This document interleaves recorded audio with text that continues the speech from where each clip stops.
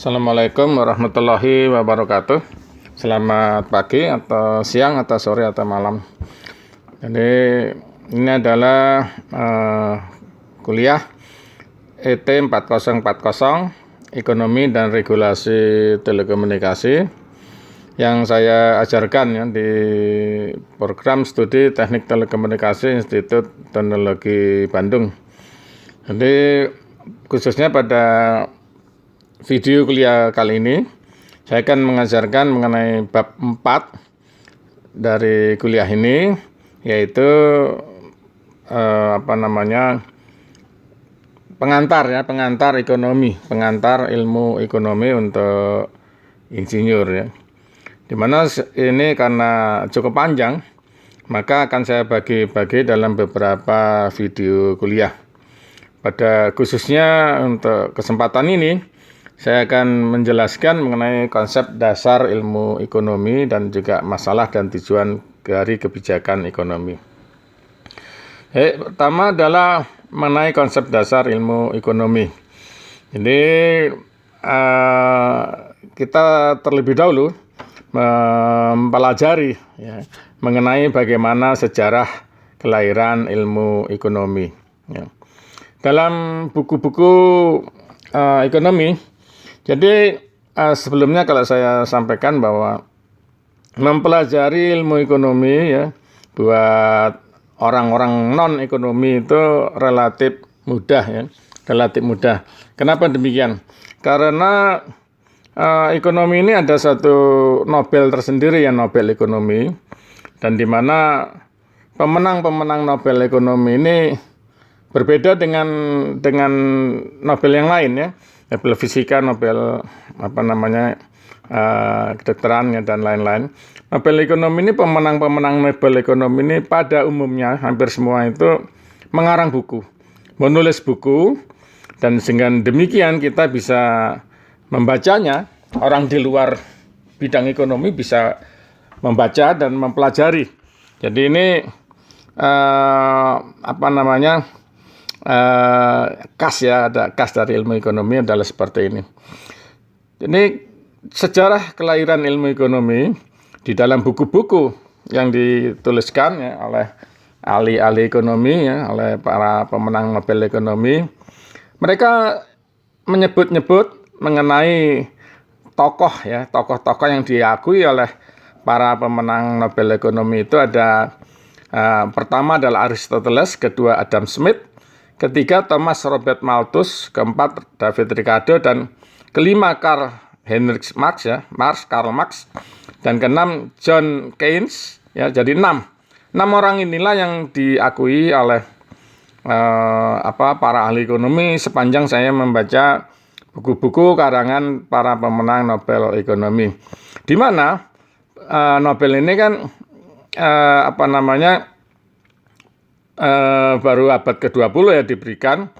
Nah, ini tokoh-tokoh ini yang 1 sampai 6 ini adalah orang-orang yang ada sebelum ada pemberian hadiah Nobel. Satu-satunya di sini hanya yang nomor 6, tokoh ke-6 ini adalah John Keynes ya. Sementara pemenang Nobel ekonomi yang berikutnya itu mengaku bahwa mereka adalah pengikut dari salah satu 6 orang ini, atau pengikut dari 2 di antara ini. Jadi pertama, tokoh yang diakui ini adalah Aristoteles yang hidup dari tahun 384 sampai 322 sebelum Masehi.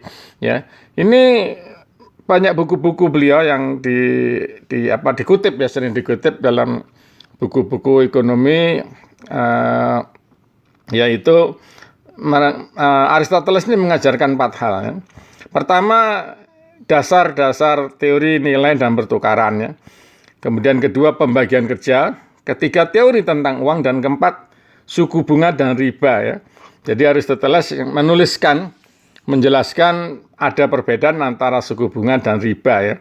Ini versi Aristoteles. Jadi Aristoteles mengajarkan 4 hal ini. Ini menjadi suatu hal yang 4 teori, 4 pemikiran Aristoteles ini sangat prinsip sekali, dan ya sampai sekarang adalah menjiwai para ahli ekonomi seluruh dunia, termasuk para pemenang Nobel tersebut. Ya.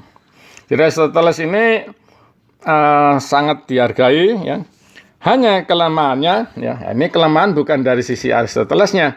Kelemahan buat kita yang di masa kemudian hari, ini karena Aristoteles ini luar biasa cerdas, ya. Jenius ini di atas jenius, ya, super jenius. Jadi mengarang buku itu kalau menjelaskan itu terlalu sederhana buat kita. Jadi buat para ahli yang zaman sekarang itu sulit untuk bisa memahami penjelasannya, penjelasan beliau ini. Jadi dianggap sebagai terlalu menyederhanakan, yang terlalu berlebihan, ya. Berlebihan ini karena apa? Bukan Aristoteles yang salah, tapi buat kita di masa kemudian hari, di mana kita ya sejak tahun 1600-an, ya, ada kalkulus, ilmu kalkulus dikembangkan, ya, ditemukan atau dikembangkan oleh Newton, Isaac Newton itu. Kemudian kalkulus ini ilmu kalkulus menjadi salah satu ilmu, ya, matematika yang banyak dipakai oleh para ekonom. Sementara Aristoteles ini kan hidup sebelum Isaac Newton, sehingga beliau tidak menggunakan kalkulus.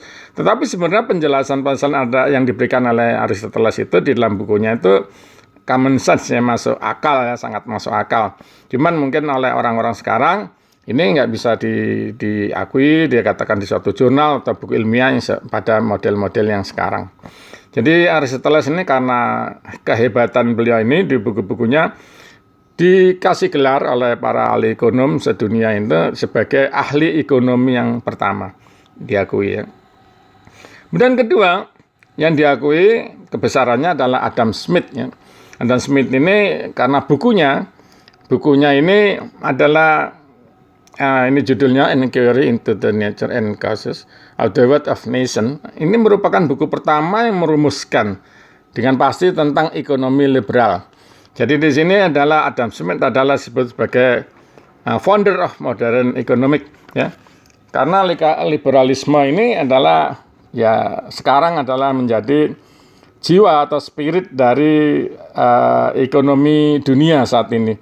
Ya, seluruh dunia adalah menganut liberalisme, meskipun mungkin ada yang tidak mau mengakui, ya, ataupun juga banyak yang tidak 100% liberal, ya. Tetapi kalau menurut para ahli itu sebenarnya sekarang seluruh dunia sudah menganut, ya, ekonomi yang dikembangkan oleh Adam Smith ini pada abad ke-18, ya. Sudah sangat lama beliau mengembangkan ini. Jadi dia mengembangkan teori bahwa mekanisme pencapaian tingkat kemakmuran itu dapat dicapai melalui kekuatan tangan tidak kentara, invisible hand, yaitu tanpa adanya campur tangan pemerintah, di mana mekanisme pasar akan menjadi alat alokasi sumber daya yang efisien. Jadi ini liberalisme itu seperti itu definisinya, ya. Jadi kalau ini kan ilmu pengetahuan ini kan 500 tahun belakangan, ya. Tapi kalau kita membaca kepada buku-buku sebelumnya, itu sebenarnya ada ahli-ahli ekonomi, ya, di zaman pertengahan, ya, tahun 1000-an, tahun 1200 sampai 1300 itu ada ahli ekonomi Timur Tengah, ya, Islam maupun ilmu ekonomi Kristen. Zaman mereka masih ada perang di antara kelompok-kelompok agama tersebut. Itu ada ahli ekonomi yang juga mengatakan hal yang demikian, bahwa tingkat kemakmuran ini dapat dicapai oleh tangan tidak kentara, cuman bahasanya berbeda, ya. Ahli ekonomi Islam, ya, waktu zaman khilafah, khalifah, ya, zaman khilafah, zaman khalifah itu mengatakan bahwa tingkat kemakmuran itu dapat dicapai dengan tangan Allah, mereka nyebut gitu. Sementara orang yang Kristen mengatakan bahwa tingkat kemakmuran dapat dicapai melalui tangan Tuhan, ya. Jadi semuanya prinsipnya seperti itu. Tetapi pada zaman sekarang ini karena Tuhan tidak bisa didefinisikan secara sains, ya, maka di sini disebutlah oleh Adam Smith itu adalah disebutkan sebagai tangan tidak kentara. Jadi ada sesuatu yang tidak kita bisa ketahui, yang sebenarnya akhirnya kemakmuran itu akan tercapai melalui satu mekanisme pasar, biarkan saja tanpa ada campur tangan pemerintah. Ini Adam Smith ya. Jadi liberalisme. Kemudian ketiga, itu yang diakui adalah Thomas Robert Malthus ya. Thomas Malthus tahun 1748 dengan teori. Ini adalah teori yang dikenal sebagai teori kapitalisme ya. Kapitalisme yaitu Adam Smith mengembangkan pendapat yang berbeda bahwa pemilik modal itu adalah merupakan tokoh sentral dalam pembangunan ekonomi ya. Sehingga jika kaum kapitalis dibebaskan berusaha, hasil usahanya akan memberikan manfaat kepada masyarakat sekitarnya. Nah, ini embrio dari sistem ekonomi kapitalis digunakan oleh Amerika Serikat, Eropa Barat, dan berkembang seluruh dunia pada masa itu. Tetapi pada saat ini memang sudah tidak ada lagi yang satu negara yang 100% liberal dan 100% kapitalis ya, semuanya kombinasi antara liberalisme dan kapitalis. Itu menjadi satu antara liberalisme dan kapitalisme. Dan keempat, itu yang diakui adalah David Ricardo. Nah, David Ricardo ini adalah mengembangkan teori ekonomi sosialis ya. Sosialis ini adalah mengatakan bahwa kepentingan rakyat harus menjadi prioritas dalam pembangunan ekonomi, sebab rakyat yang akan menikmati hasil kemajuan pembangunan ekonomi itu. Nah, ini sosialis ini juga berkembang di daerah Eropa ya, Eropa Barat, Eropa Timur, di Asia ya, dan Afrika, Amerika Latin ini berkembang ya. Ekonomi sosialis bahwa yang terpenting itu rakyat harus menjadi prioritas dalam pembangunan ekonomi dari suatu negara ataupun di seluruh dunia. Nah, ini saat ini pun ya praktis tidak ada satu negara pun yang dia 100% sosialis, 100% liberalis, 100% kapitalis. Jadi kombinasi dari tiga aliran ini yang ada di seluruh dunia, hanya persentasenya yang berbeda ya. Jadi misalkan di Amerika Serikat gitu ya. Amerika Serikat itu ya katakan 95% itu adalah liberalis dan kapitalis, sosialisnya ada 5%. Tapi kalau kita lihat di negara lain ya, di Jepang, di Eropa ya, di Eropa Barat itu persentase dari sosialismenya itu lebih besar ya. Jadi persentase sosialisnya itu lebih besar. Jadi liberalisme dan kapitalisme mungkin katakan 50%, sosialismenya 50%. Jadi ini adalah keempat, kemudian kelima. Ini adalah Marx ya. Ini adalah yang kita kenal sebagai ekonomi komunisme ya. Ini dia membuat buku berjudul Das Kapital, menyatakan prihatin ya, atas penderitaan rakyat dan keganasan kaum kapitalis. Jadi Marx ini adalah mengembangkan teori anti kapitalis yang dikembangkan oleh Robert Malthus ya, yang sebelumnya pada 150 tahun sebelumnya yang berkembang di seluruh dunia pada saat itu. Dia mengamati bahwa adanya ekonomi kapitalis ini menyebabkan ekonomi ini menjadi rakyat menjadi malah menderita, begitu menurut Marx. Dan kemudian dia mengembangkan bahwa pembangunan ekonomi ini harus dilakukan tanpa menggunakan sistem kelas ya. Tidak ada sistem kelas di dalam pengembangan ekonomi. Tidak ada orang pemodal dan tidak pemodal ya, di mana di situ diasumsikan bahwa semua orang itu adalah proletar atau masyarakat. Jadi kemudian seluruh kekuasaan ekonomi harus berada justru di tangan kaum proletar. Ini adalah komunisme ya. Tetapi ini secara dari pandangan ekonomi ya, ilmu ekonomi ya, kita tidak melihat dari sisi politik, apalagi dari sisi agama. Jadi pada bab 4 ini, kuliah saya IT 4040, regulasi dan ekonomi dan regulasi telekomunikasi, kita tidak menyinggung masalah politik di dalam hal ini dan juga masalah agama ya. Karena kalau dari sisi politik dan sisi agama agak berbeda ya pandangan orang tentang aliran-aliran ini ya. Jadi aliran-aliran dari liberalisme, kapitalisme, sosialisme maupun komunisme. Tetapi pada saat ini aliran yang yang komunisme ini sebenarnya praktis sudah tidak ada yang menjalankan seperti ini ya. Bahkan semenjak Marx itu juga mengarang buku ini dan menjalankannya di Rusia, di Soviet, itu pun sebenarnya juga tidak sepenuhnya dijalankan teori komunisme. Jadi secara ekonomi ya, bukan secara politik, secara ekonomi, ya semua negara itu mengkombinasikan ini ya, mengkombinasikan dari liberalisme, kemudian kapitalisme, sosialisme. Tiga ini sebenarnya.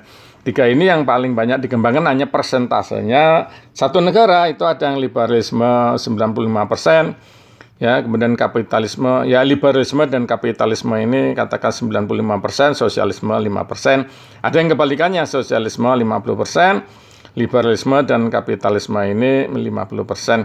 Jadi di sini negara-negara memilih seperti ini, mengkombinasikan tiga hal ini, tiga cabang tiga aliran ini.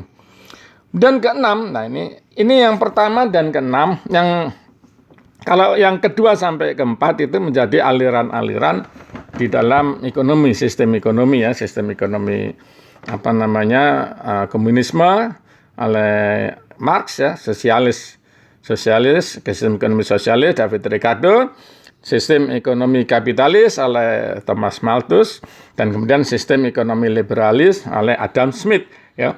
Jadi 6 tokoh yang diakui oleh para pemenang Nobel ekonomi. Yang 4 orang ini adalah yang mengembangkan aliran-aliran sampai sekarang masih digunakan di seluruh dunia dengan persentasenya yang mungkin berbeda-beda. Tapi yang pertama dan keenam, Aristoteles maupun yang keenam, ini tidak mengembangkan suatu aliran ekonomi secara tersendiri.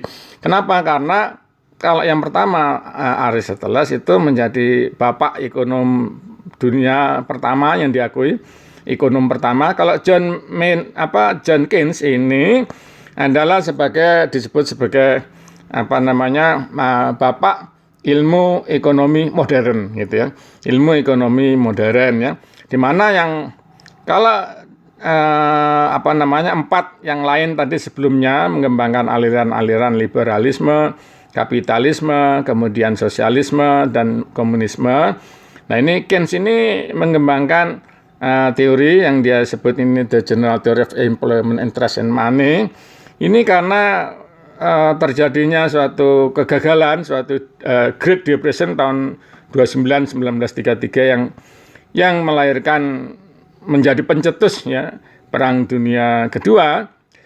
Nah itu adalah oleh Keynes ini mengarang buku untuk menjelaskan bagaimana cara mengatasi kegagalan ekonomi sistem liberal itu. Jadi sistem liberal yang dulu yang dikembangkan, yang asli yang dikembangkan oleh pertama kali oleh oleh Adam Smith, itu kemudian sudah diperbarui. Jadi teorinya yang Adam Smith itu kita sebut sebagai, ini semuanya 4 itu teori klasik. Nah teori modern ini dikembangkan oleh Keynes ya. Jadi dia mengkritisi secara ilmiah hipotesa kemampuan mekanisme yang dia sebut sebagai aliran pemikiran mazhab klasik yang diganti dengan sistem ekonomi modern ya. Sistem ekonomi di mana ada campur tangan pemerintah berupa kebijakan fiskal untuk mencegah kegagalan ekonomi pasar ya. Jadi ini adalah, kalau pada sebelumnya itu pemerintah tidak boleh bercampur tangan sama sekali, maka di Keynes ini ada saat-saat tertentu di mana pemerintah harus ikut serta menjalankan kebijakan fiskal ya. Nah ini. Jadi di sini Keynes akan mendapatkan julukan bapak ekonomi modern. Jadi 6 tokoh inilah yang diakui sampai sekarang menjadi tokoh oleh para ekonom pemenang Nobel ekonomi, di mana yang berikutnya sampai dengan sekarang itu akan menyebut dirinya sebagai pengikut ekonomi klasik, misalnya liberalis klasik. Ada yang menyebut dirinya sebagai neoklasik misalkan begitu dan seterusnya. Jadi mereka menyebut dirinya dengan salah satu cabang ilmu ekonomi ini ya. Jadi ini ilmu ekonomi, pengantar ilmu ekonomi untuk non-ekonom, jadi untuk insinyur untuk kali ini supaya kita tidak bingung ya sebagai insinyur. Kadang-kadang ada perdebatan-perdebatan di antara ahli ekonomi, kita jangan kebawa ke sana, kebawa sini. Jadi kalau kita melihat ada perdebatan-perdebatan di antara ekonom tingkat Indonesia maupun tingkat dunia, kita harus lihat, kita harus pelajari latar belakang dari beliau-beliau tersebut, para ahli tersebut, apakah dia itu alirannya liberalisme, apakah dia sosialisme atau yang lain, atau kombinasinya mungkin neoliberal atau dia ekonomi modern dan seterusnya. Jadi tentu saja akan terjadi perdebatan-perdebatan yang membingungkan bahwa orang luar kalau kita tidak memahami bahwa para ahli ekonomi itu menganut pada salah satu aliran ekonomi. Kemudian kemudian berikutnya adalah definisi ilmu ekonomi. Nah, ini ilmu ekonomi ini kita tidak perlu terlalu terlibat. Ketika kita mempelajari ilmu ekonomi, ini sebagai orang bukan ekonom ya, kita bukan tidak peduli, tapi ini urusan orang ekonomi lah, dia mendefinisikan. Jadi Anda bisa baca di buku ini ya, jadi mereka mendefinisikan sendiri aja mungkin agak bingung ya, itu terserah kepada mereka mengenai definisi ya. Kita tidak terlalu berurusan dengan definisi ekonomi menurut orang ekonomi. Kemudian ketiga, manfaat studi ekonomi. Nah, ini yang mungkin kita perlukan. Sekalipun ya para ahli ekonomi itu tidak sepakat dalam mendefinisikan ilmu ekonomi, tetapi mereka sepakat bahwa studi ekonomi, ilmu ekonomi ini dipelajari karena bermanfaat apa? Satu, memberikan wawasan dan konsep dasar yang bisa diterapkan dalam kehidupan sehari-hari. Kedua, memberi keleluasan nalar dalam mengatasi masalah-masalah ekonomi. Dan ketiga, membuka cakrawala berpikir guna mengambilan keputusan ekonomi. Nah, ini ya buat kita. Buat kita yang bukan orang ekonomi, kita akan terlibat ya, insinyur akan sangat terlibat di dalam kegiatan perekonomian. Semua manusia ini akan terlibat di dalam masalah perekonomian, sehingga kita harus mengetahui ilmu ekonomi ya, bahwa ilmu ekonomi adalah seperti ini ya. Karena pengambilan keputusan ekonomi misalnya nomor 3 itu kan juga bagaimana mengatasi masalah ekonomi, itu kan adalah masalah kita semua ya. Kalau disebut masalah ekonomi, keputusan ekonomi itu diterapkan buat semua orang, termasuk kita yang bukan orang ekonomi. Jadi dengan demikian kita harus juga mengetahui lah minimal kulit-kulitnya, inti-inti daripada ilmu ekonomi tersebut kita bisa mengetahui, sehingga kita bisa ikut berperan barangkali di dalam kegiatan-kegiatan untuk ini ya. Dan keempat adalah prinsip ilmu ekonomi, prinsip ekonomi. Jadi prinsip ekonomi ini ada yang kita sebut sebagai katakan opportunity cost ya. Jadi bahwa setiap individu atau masyarakat mempunyai keterbatasan dana, semua orang ya memiliki keterbatasan dana untuk memperoleh barang dan jasa yang tersedia, barang dan atau jasa yang tersedia. Maka pada saat tertentu, pada setiap saat mereka akan menghadapi pilihan-pilihan bagaimana mengalokasikan dana tersebut. Jadi misalnya ini contohnya, jika kita mempunyai uang sebesar X ya, sebesar 1 miliar, jangan miliar, jangan ya, X saja lah, X. Ini hanya cukup membeli A atau B yang nilainya sama ya. Jadi kita hanya katakan gini aja, jangan terlalu besar uangnya. Kita punya uang katakan berapa ya, mungkin 100.000, kita katakannya nggak usah besar-besar. Ini harga 100.000 ini kita mau belikan untuk apa? Apakah kita mau belikan atau 100 juta lah katakannya, kita mau belikan mobil misalkan, atau kita mau buat uang muka rumah, gitu aja lah simpelnya ya. Kita tidak bisa membeli mobil pada saat ini, dan sekaligus kita mau membeli rumah untuk uang muka rumah. Jadi di sini kita tidak bisa melakukan hal itu keduanya. Maka kalau kita memilih salah satunya, maka berarti kita mengorbankan untuk tidak melakukan yang kedua. Jadi kita hanya punya uang terbatas ya. Kita mau beli mobil dulu, uang itu tidak bisa untuk uang muka rumah, berarti kita tidak bisa punya rumah pada saat ini. Sementara kalau kita memilih untuk membeli untuk uang muka rumah dulu, terpaksa kita belum punya mobil pada saat ini. Nah, ini simpelnya begitulah. Jadi ini disebut opportunity cost. Nah, ini hal yang prinsip ekonomi, di mana ini menjadi dasar di dalam nanti pertimbangan-pertimbangan dalam prinsip ini. Jadi prinsip ilmu ekonomi adalah karena kebutuhan manusia adalah bersifat tidak terbatas dan sumber daya untuk memenuhinya adalah terbatas, maka dasar pemilihan atau kelas sumber daya untuk mencapai sebanyak-banyaknya kebutuhan terpenuhi tetapi menggunakan sumber daya sesedikit mungkin. Nah, ini prinsip ilmu ekonomi. Jadi ini ilmu ekonomi ini tanpa orang belajar sekalipun ya, ilmu ekonomi ya ini sebenarnya secara intuisi itu setiap orang akan melakukan ini. Setiap orang ini akan melakukan seperti ini ya. Kebutuhan kita ini kan manusia terbatas ya. Tidak terbatas, kita pingin apa dan seterusnya. Tapi sumber kita daya untuk memenuhinya, kalau kita itu harus membeli, uang kita terbatas ya. Maka kita harus memilih. Nah, proses memilih itu kan kita harus lakukan sehari-hari. Nah, itulah sebabnya secara intuisi kadang-kadang kita sudah memiliki kemampuan, tetapi dengan belajar ilmu ekonomi maka kita akan menjadi lebih lebih terarah, lebih komprehensif, lebih terarah dan membuka wawasan. Jadi mempelajari ilmu ekonomi ini membuka wawasan buat orang-orang hidup, semua manusia hidup ya. Ini harus mempelajari ilmu ini karena kita akan menjadi lebih punya wawasan, memulai teknik-teknik tertentu di dalam mencapai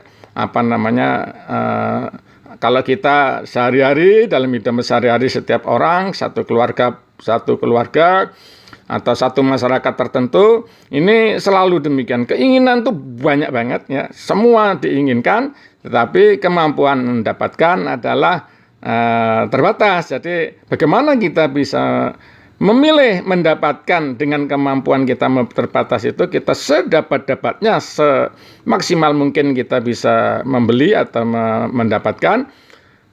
Ini adalah kemudian tetapi sumber daya yang kita perlukan sesedikit mungkin. Nah, itu caranya. Jadi dengan demikian masalah ekonomi ini sebenarnya seni memilih ya. Memilih antara dan atau mengalokasikan antara what, how, dan whom ya. Jadi barang atau jasa apa yang harus ini jadi dalam sisi pengguna kita yang menggunakan untuk mendapatkan atau juga dari sisi produsen ya. Ini adalah kebalikannya, jadi produsen juga demikian ya.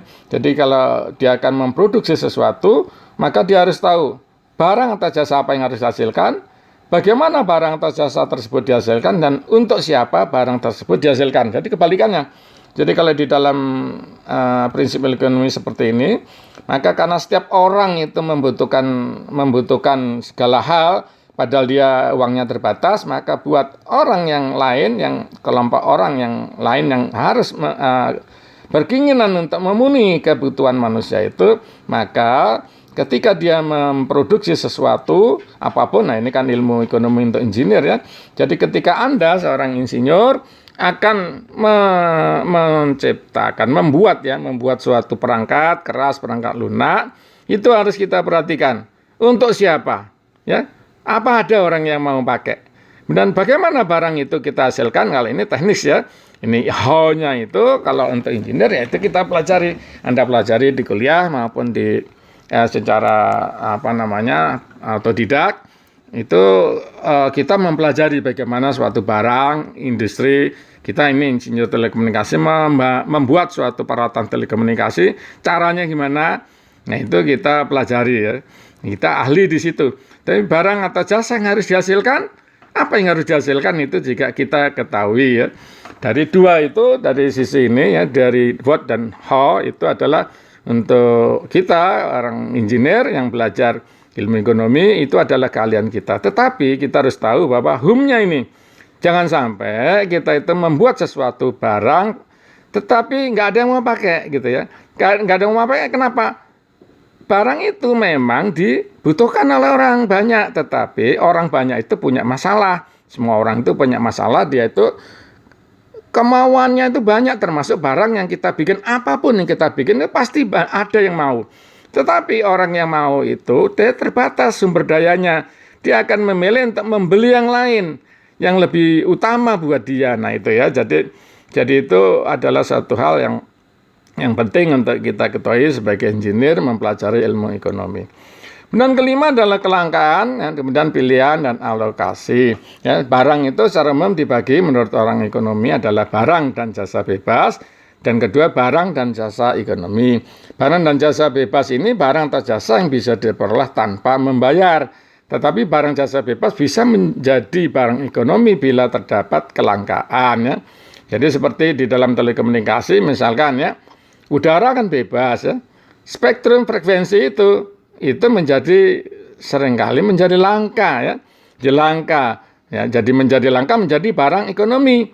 Jadi spektrum yang digunakan untuk misalkan seluler, nah itu kan spektrumnya terbatas ya. Kan karena seluler sekarang kan digunakan untuk komunikasi internet ya, di mana dia itu membutuhkan kecepatan, orang itu butuhnya makin besar, makin besar. Padahal kita tahu sebagai orang telekomunikasi ada kaitan antara hertz ya, lebar atau spektrum dalam analog itu spektrum untuk dijadikan kita membuat suatu barang menggunakan suatu spektrum tertentu ya 1 MHz itu hanya bisa maksimal kita jadikan suatu menggunakan suatu peralatan dia akan menjadi sekian megabit per second. Jadi dengan teknik ini akan menjadi sekian, ini akan menjadi sekian megabit dan seterusnya. Jadi spektrum di dalam seluler itu akan menjadi barang ekonomi karena dia menjadi langka. Jadi dari sini ada barang dan jasa bebas, ada barang dan jasa ekonomi. Ini ada dibagi dua, consumer goods dan kemudian capital goods. Jadi pada prinsipnya suatu kelangkaan adalah timbul karena adanya kebutuhan manusia atas barang yang jasa lebih besar dibanding ketersediaan barang dan jasa ekonomi. Maka kan ada pilihan bagi negara atau bagi pribadi untuk mengalokasikan pada siapa. Nah ini problem ya, seperti spektrum tadi ya. Negara akan mengalokasikan kepada operator yang mana. Ya. Nah itu adalah negara. Ini jadi siapapun yang ada di situ yang menentukan di regulator ini juga harus tahu tentu saja ilmu ekonomi ya.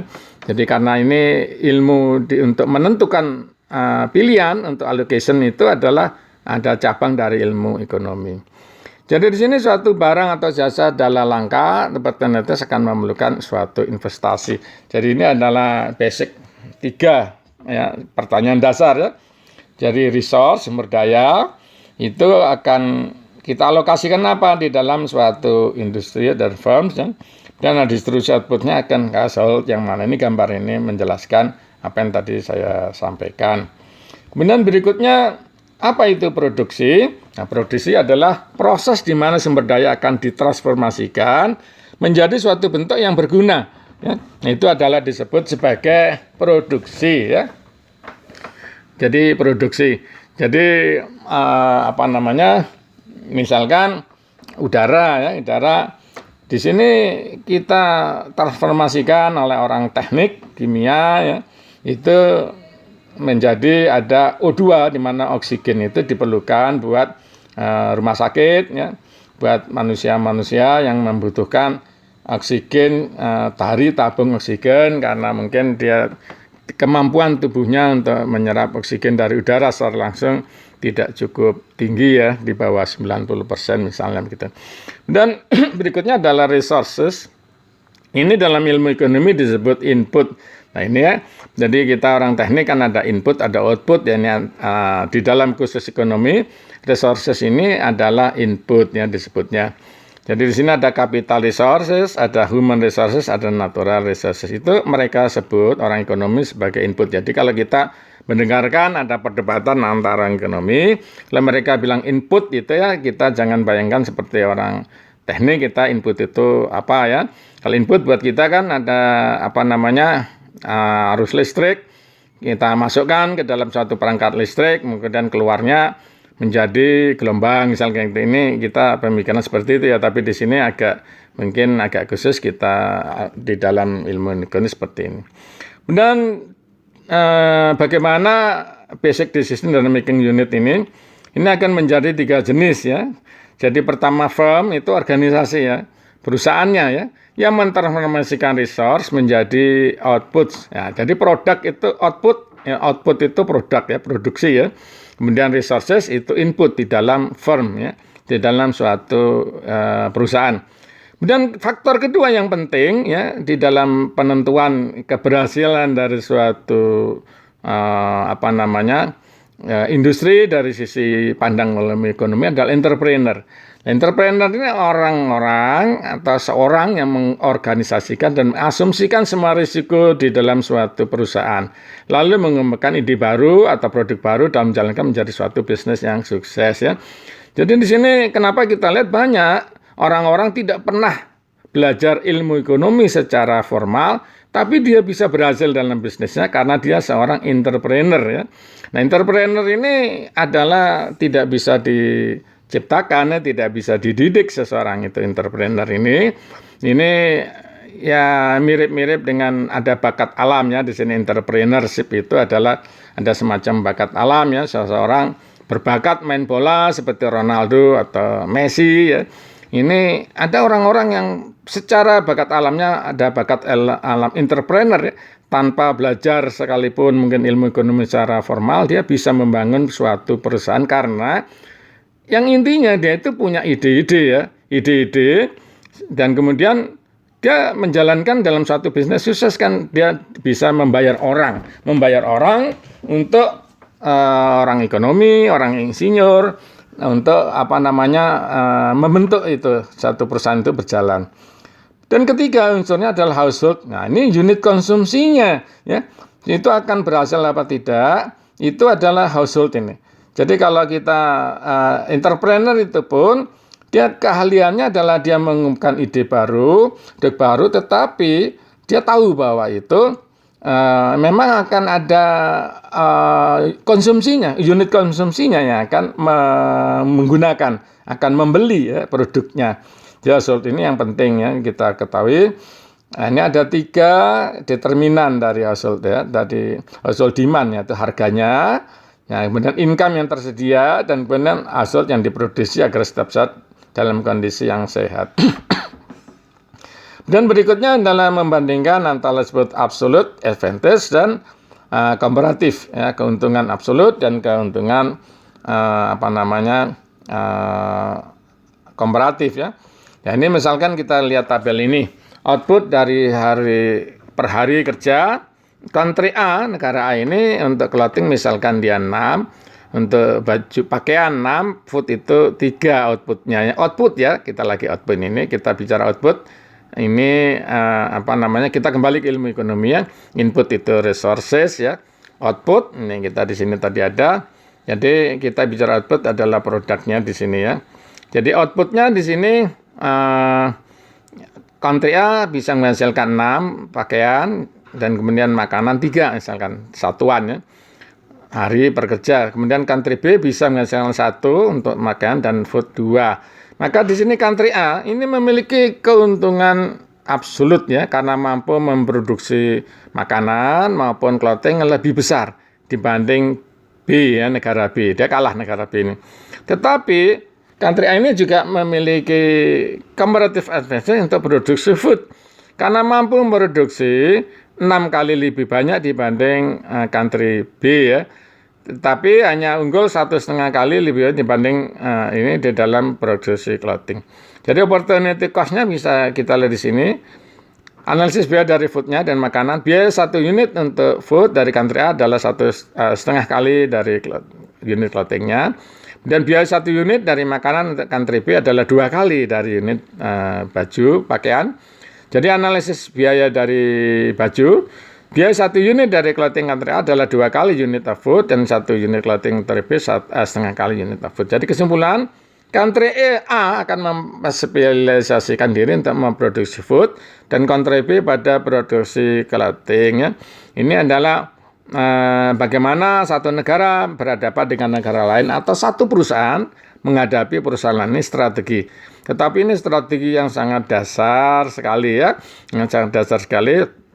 Dalam prakteknya seringkali terlanggar ya, terlanggar. Ini hanya secara dasar. Kemudian konsep dasar ilmu ekonomi ini ada 3. 1, menyederhanakan masalah atau abstraksi ya. Jadi di sini kedua, membuat model ekonomi dan kemudian dia harus rasional dan efisien. Dan sistem-sistem ekonomi, ini ada sistem ekonomi tradisional, sistem ekonomi komando, sistem ekonomi pasar, sistem campuran. Ini di negara dunia sekarang ini ya.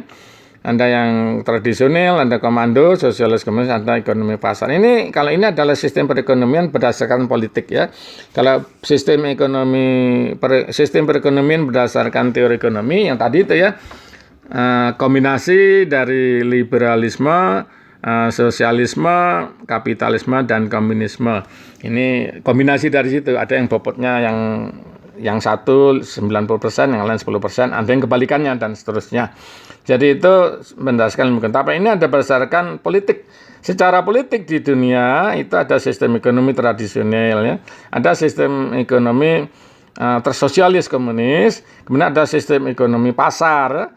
Sistem ekonomi pasar, ada sistem campuran. Yang pada saat ini mungkin hampir semua negara sebenarnya campuran juga ya. Dan ilmu ekonomi itu ada ilmu ekonomi mikro, ada ilmu ekonomi makro ya.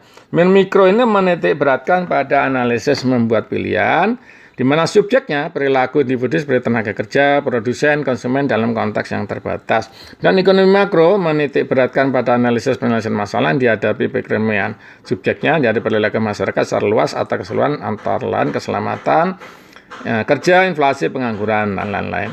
Dan macam-macam analisis ekonomi ya. Ada berdasarkan peranannya itu ada deskriptif ekonomik, ada economic theory, ada applied economic.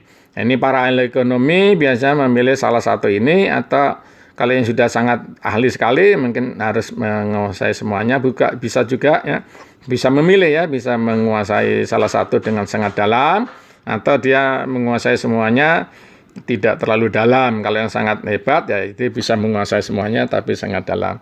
Ya, deskriptif ekonomik itu adalah ilmu orang-orang yang akan memamparkan informasi tentang satu topik ya.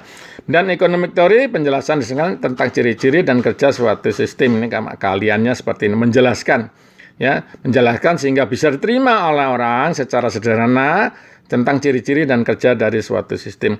Applied economic itu adalah penjelasan tentang suatu kejadian berdasar teori yang ada ya. Ada ahli-ahli yang memiliki kemampuan applied economic. Dan analisis ekonomi berdasarkan aspek keseimbangan.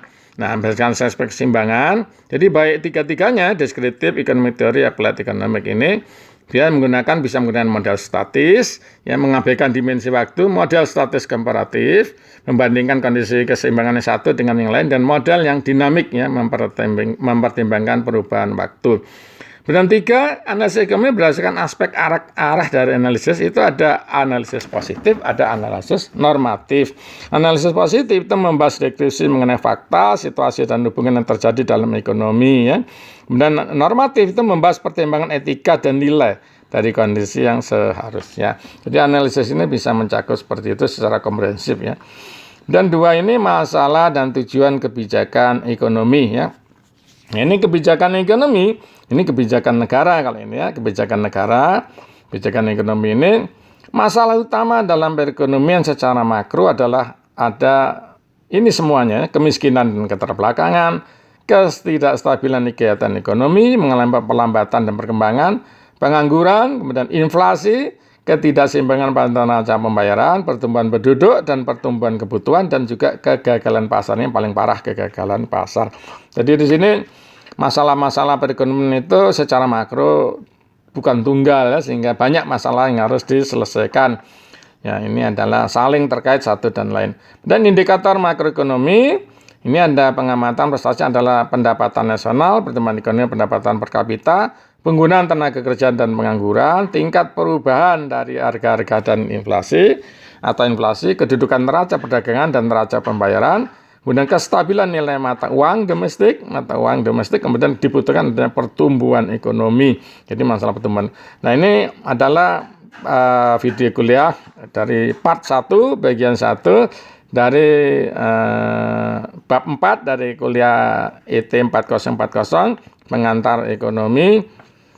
untuk engineer di sini ya, mata kuliahnya adalah mata kuliah ekonomi dan regulasi telekomunikasi.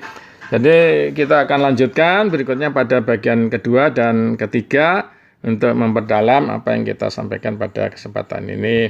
Jadi terima kasih atas perhatiannya, mohon maaf atas segala kekurangan. Wassalamualaikum warahmatullahi wabarakatuh.